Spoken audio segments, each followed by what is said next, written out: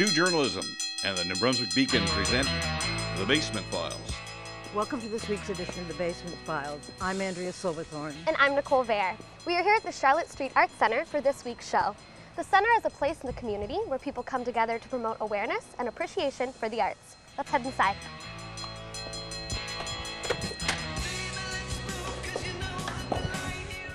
We have some great arts and culture stories for you this week. Our top stories are Mactaquac Dam up for debate, Shale Gas lecture raises tough questions, and the lost art of Fred Ross. Voices were raised at a public meeting in Mactaquac last week. The meeting was held to discuss the future of the community's hydro dam. The Mactaquac Dam is experiencing erosion and may only last a few more years. This has residents asking, will the dam be replaced or shut down? Anika Divenborden attended the meeting and has more on the story. Then for God's sake, stand up now, because I think now's the time to stand up. Residents of Mactaquac voiced their opinions at a public meeting held last week. The future of the Mactaquac Dam has been a major issue over the last few years. The dam was built in 1968. It was supposed to last a century, but because of erosion, that number will be cut short. This leads to the question of whether the dam will be replaced or removed. Residents who attended the meeting said the dam must stay. For those who live on the head pond, including Larry Jewett, the meeting organizer, this issue becomes a personal one. I mean, I have a business that's on the lake, and some people think it's because of my business. When I was 12 years old, the dam came in, and we were expropriated. And I can remember when they burned our house, and I can remember when they burned the church. And there's a lot of people that remember that, and I think that's why you see this being such a sensitive issue to some people, is we don't want our community run over again. For most of the attendees, the head pond is not just a means of clean energy, but it's their home. If the dam is decommissioned, the pond will return to a river, leaving many people in the mud. The World Wildlife Fund, represented by Simon Mitchell, supports the decommissioning of the dam. Supporters for restoring the dam question the WWF's position. Mitchell said environmental assessments need to be looked at before a final decision should be made.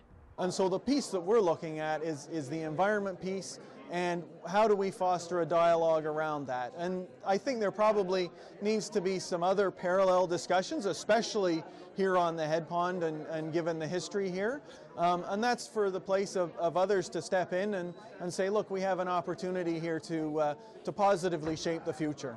Something's wrong here. Why would he bring all these people in? After contradictory remarks, the crowd questioned why they were even there. So I'd ask you to stick to your facts, and I'd ask you to talk straight here tonight, because we didn't come here to waste our time. Two major issues brought up at last week's meeting was the cost of property value if the dam were decommissioned and energy source. The Mactaquac Dam provides New Brunswickers with the cleanest form of energy. If the dam was decommissioned, residents will have to search for a new source. Although there was no official conclusion to the meeting, all sides agreed that starting a discussion now is important. For Stu Journalism, I'm Anika Divenborden. The Charlotte Street Arts Center was host to a public gathering as well last week. Fredericton residents were treated to a pre-Halloween scare. It's Haunted Tour, 4th annual. Fredericton residents also had 3 levels of scare to choose from. Your choice depended on how brave you were. Bronte James has the inside spook on the story. You could hear shrieks and shrill cries as kids and adults walked through the redecorated center. Each room had a new and scarier thrill. The night started off with the low scare, daring to put their hand in the scary skeleton. Patrons then made their way through the courthouse of horrors. Is accused parking his elephant. It's not just the patrons getting a thrill from this. Engineers who helped organize the event enjoy setting up the house as much as their guests enjoyed the tour. Once the doors open and the tour starts is event chair Bill Lamy's favorite part. It's a lot of work to actually build the event, but once we get started, everybody starts having fun. So, I mean, the majority of the people working the event are actually either engineers and geoscientists, or students, or people from the Art Center. So we have a pretty close group. Last year, more than 2,000 people attended the event, raising over $16,000. The money goes to the center's Outreach program, which offers skill-building workshops to individuals who don't normally have access to these programs. All profits go to the Charlotte Street Arts Center and Fredericton Arts and Learning to help fund the workshops. To date, over 600 workshops have been held, with nearly 15,000 total participants. Don't get close! Around every corner, kids and adults got their fix of untimely scares.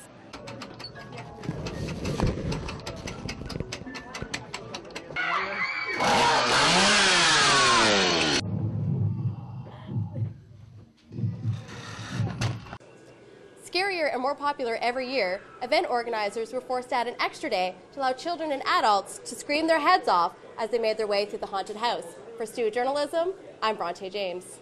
Many university students feel too old to go trick-or-treating. Now, they have an excuse to go door to door in search of their sugar high. Not only will they be getting their fix of candy, but they will also be helping out a great cause. Trick or Eat is an event several St. Thomas students were a part of this Halloween, and although many of them walked away with candy, they also were helping out local food banks. The idea is to help those who have a hard time filling their fridge and depend on the food banks in their community. Several schools throughout the country participate in Trick or Eat each year. Some people are receiving more tricks than treats from their internet provider lately. Start locking your doors, Fredericton. A recent scam has many residents questioning the safety of their building. If you don't know who's at the door, don't open up. Residents in Abbott Court are locking their doors after receiving notices from Rogers.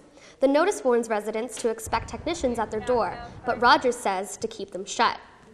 Resident Jane Bardsley questions the safety of her building after a man delivered pizza to their door. Like, oh, I know the code.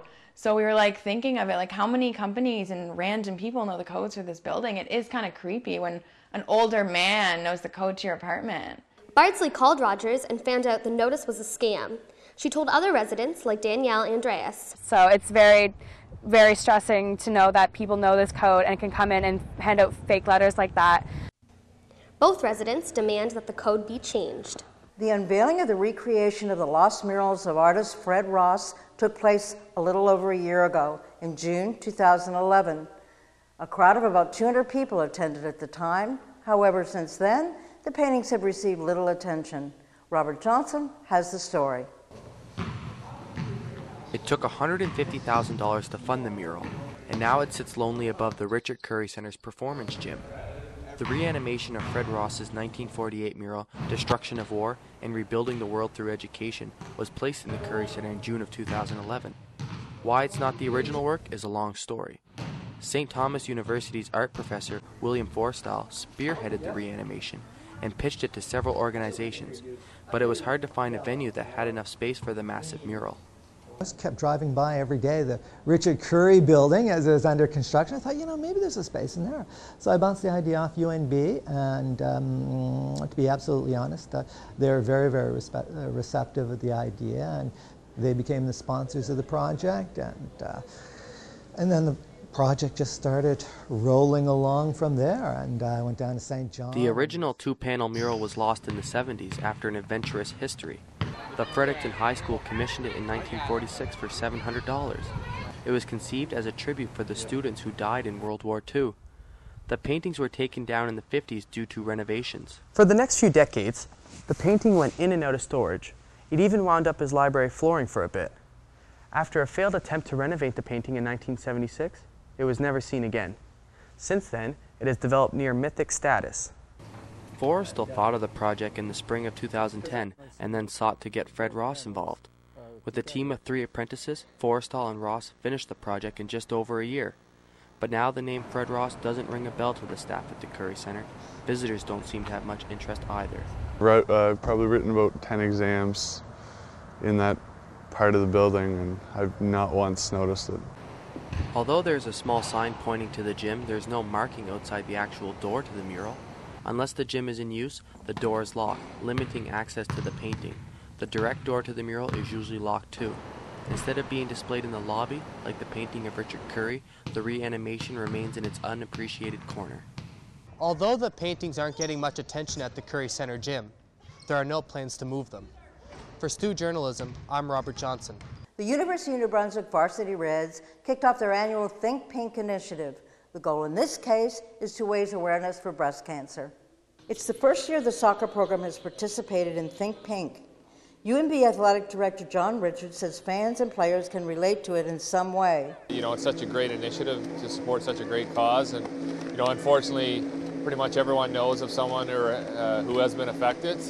And we obviously have some examples right in our VREDS family, so you know, it's anything we can do is great for the cause. Some of the fundraising ideas were a silent auction for decorated pumpkins and a halftime shootout for midfield for prizes. All proceeds from the night's 50-50 draw also went to support the cause. By night's end, some fans were handed some crafty Halloween decorations, while others settled for a warm cup of coffee or a cookie from the team's bake sale. Friday marked the launch of the University of New Brunswick's 48-hour film competition. After all the teams had set out with their inspiration packages, Robert Gray, UNB professor and the competition's inspiration, sat down to talk about his two-day program. Imagine it and get it done. Thank you, Rob, for meeting with us today. I'd like to start by asking you came all the way over from the West Coast. Can you tell us how you made it to the Maritimes and your current role as maestro of this 48-hour competition? I came here because I was hired by University of New Brunswick to be their film, creative writing, screenwriting guy on a temporary basis. And so that was about 4 or 5 years ago now. And so I came out for that, and I've been here ever since. And the first year I was here, getting to know Tony and Kat at the co-op and getting to know what was going on locally, one of the things I wanted to do was just kind of put a fire under people's butts to create a bit. And I had done a 48-hour competition myself in Vancouver. It had been disastrous. It was we had every piece of equipment you could ever imagine, and I still like the film, but it just wasn't, you know. But what I learned from that was that, you know, you can, with a deadline and people having fun, you can, you know, create stuff under the gun that way. And so that was what I set out to do the first year. There's a lot more in the creative that goes into making a movie. How does the collaborative effort involved in this lead to a better filmmaker? That's true. I don't think it's true for every team, and so every team's a bit different. Teams I've noticed implode are ones that don't listen to everybody, and somebody's trying to be the dictator on the set, and that I've seen that collapse twice that I can think of. So I think it's essential when you're under the gun. Is there any element that gets more emphasis over one when it comes to judging the film? I've never been a judge, but what I can sort of assess from watching the judges choose is that it's whatever film achieved on as many levels as possible. The fourth item on that list is a $20 contribution to the New Brunswick Film Co-op. Can you tell me how that donation and the ability to have free equipment adds to the filmmaker's growth in New Brunswick? Really making sure that people in the community have total access to that. So, it was great. We raised $1,200 last year towards that and bought a really great selection of equipment. What do your students do in their 49th hour of their marathon after the job is done? I'm not privy to that. They show up usually wrecked and kind of look like they're just going to collapse. I don't ever find out what they do next, actually. Now you got me curious. So I imagine there's probably some drinking and sleeping involved. So. You're now in the festival's 5th year. What are your plans for the festival's next 5 years? Because I don't want it to grow. I'm kind of like, 20 teams, that's great, let's not get any bigger. Because the bigger it gets, the more it can lose the spirit of what we're doing, I think. If we get any bigger, we need to be in a bigger venue that will cost money, which means we need to charge admission, which means it's losing that indie kind of spirit.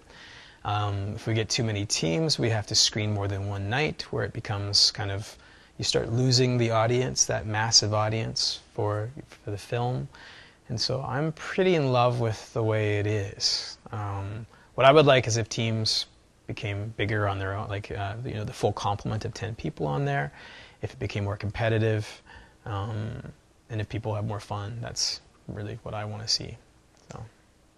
Great. Thank you. The film weekends will continue for the city of Fredericton. The 12th annual Silver Wave Film Festival kicks off on November 8th. Local artists and filmmakers from around the world are represented at the festival, and it continues to grow each year. Silver Wave takes place throughout the city of Fredericton, and some films will be screened here at the Charlotte Street Arts Center. A new documentary could be fashioned around the tough questions arose when a Texas economist visited St. Thomas University Friday evening. Former investment banker Deborah Rogers gave the group the skinny on the economics of the shale gas industry. According to Rogers, the promise of the industry is nowhere to be found. Shannon Mooney has the story. I have never seen an investment more hyped than shale gas. Former investment banker Deborah Rogers visited St. Thomas to talk about the shale gas industry. Rogers says based on results from sites in the United States that extract the gas, there is no evidence to support the promise of long-term sustainability. U.S. oil companies overestimated the amount of gas in each well, and communities near drilling sites reported water well contamination, air pollution, and an increase in lung problems and asthma. If we destroy our water source, we die. Natural gas occurs in the shale rock level about 6,000 feet down. With innovative technologies, oil companies can now tap into these resources through a process called hydrofracking. It drills thousands of feet into the ground and uses techniques like explosive charges and water pressure to fracture the rock and release the natural gases. The New Brunswick government wants to use the process to create long-term economic growth and jobs. But some New Brunswickers don't agree and have protested against fracking.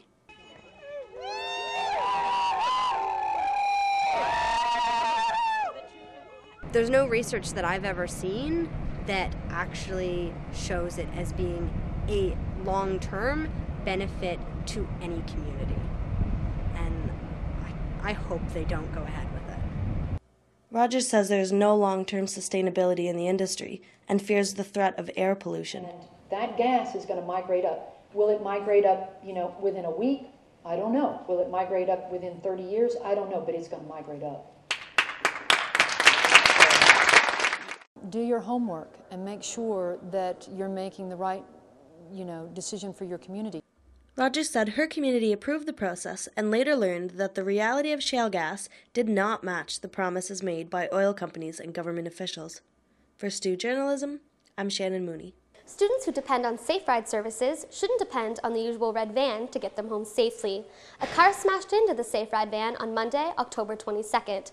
The van is out of commission and is yet to be determined whether it is worth repairing. Saferide is still running as usual. To make up for the damaged van, they've rented out a generic white van. So students are aware a paper sign has been placed in the window that says Saferide. It's believed the Saferide driver was not at fault in the accident. President of the student union, Andrew Martel, said the accident won't have an effect on the Saferide operations. The way that it happened, it was nothing of the fault of the driver. And if it would have been, we would have definitely taken a lot more, or we would definitely look into a lot more precautions or a lot more things. But we believe that currently what we're doing is more than enough to make sure that our driver, as well as the students using the service, are safe. The accident took place on the corner of King's College and Mitchell. There were no students in the vehicle at the time. Money from the reserve fund will be used to repair or finance a new vehicle. If you're driving on the north side of Fredericton, you may spot the Big Potato. But Harvey's Big Potato store needs more than their Big Potato to keep up with competition from brand name stores. Local farmers are doing what they can at the Halloween season to make their markets appealing. Caitlin Duran has the story. Harvey's Big Potato Market offers many attractions for those driving by on the 701 highway in Margaretville. The most notable attraction is the giant potato. Built in 1967, the giant potato was made to attract customers to the store. The attraction boosted the store's business almost instantly. Harvey's also offers tours for kindergarten children to teach them the importance of farming and fresh foods. 90% of the fruits and vegetables sold are fresh field produce. Store owner Buzz Harvey believes it's important for consumers to buy local. Like corn loses probably 20% of its taste every day. So if it comes from Florida, it can lose, by the time it gets here, it's probably lost 50% of its taste.